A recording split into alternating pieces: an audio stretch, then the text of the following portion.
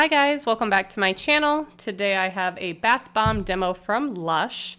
This is the Luxury Lush Pud. Kind of interesting name, but it is considered one of the Christmas bath bombs. I ordered almost all of them, so if you want to see any of the demos, I've already posted some and I have at least 5 left to do, I believe. So make sure you subscribe and stay tuned. But this bath bomb costs $6.95 and it is 6.3 ounces and pretty vibrant, bright colors. What I thought was cool about this is the bulk of the bath bomb is hot pink, but the little circles, or the puds maybe is what they're calling them, they do separate and kind of pop off. So I thought that was pretty cool. And of course, it smelled really good. I don't think I've ever smelled a Lush product I didn't like, and I could never really pinpoint the fragrance. I could just smell something and say, oh, that smells like Lush. So this one did say it smelled like blackcurrant. That was the fragrant note for it, and it did smell kind of sweet and just really good. I love the scent.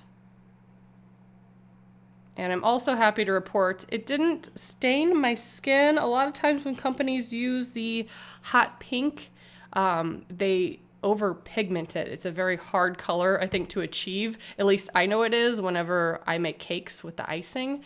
There's a lot of dye you have to add to make a pink or a red. But this one did not dye my skin at all, so that was awesome. It was pretty active. It was pretty zooming around and bubbly. And even with the green and the blue and the different colors that were on it, the water still remained a pink shade at the end.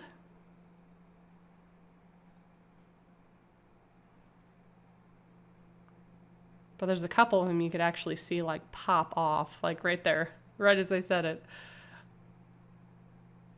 So definitely fun to watch.